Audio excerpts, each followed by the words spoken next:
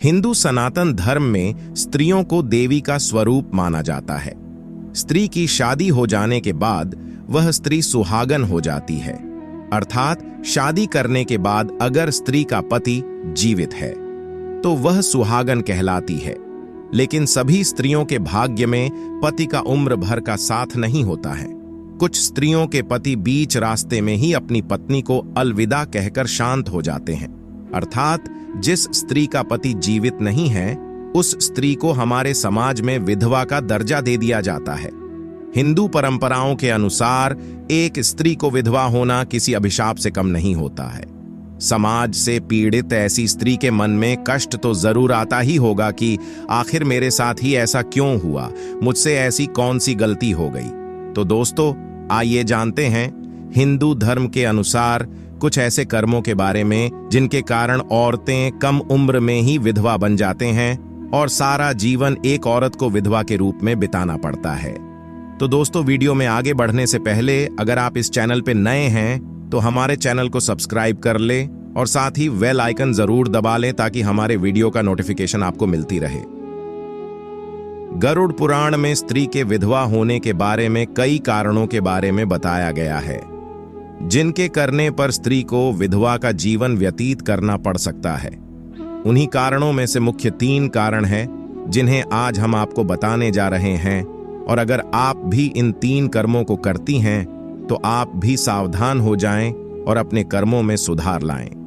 गरुड़ पुराण की माने तो जो स्त्री अपने पति की लंबी आयु के लिए व्रत रखती है, जैसे कि करवा चौथ या कोई भी और व्रत, परंतु व्रत के विधि विधानों का सही से पालन नहीं करती है, यदि कोई स्त्री उपवास के समय कई बार भोजन करती है तो गरुड़ पुराण के अनुसार यह व्रत उसके पति की लंबी आयु को कम कर देता है।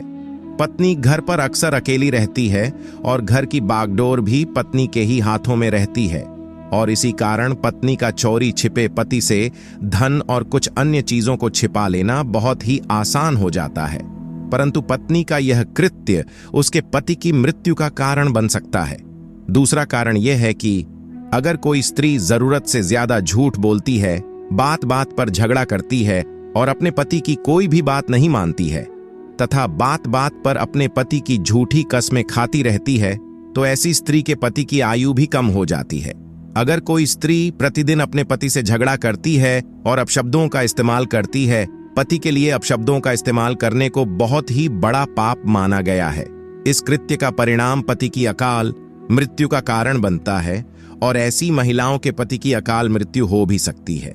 वहीं तीसरा कारण यह है कि यदि कोई स्त्री अपने पति की लंबी आयु के लिए व्रत तो रखती है, लेकिन साथ ही साथ अपने पति का अपमान भी करती है, तो उसके द्वारा रखा गया व्रत निष्क्रिय हो जाता है और उसका यही कृत्य उसे विधवा बना सकता है।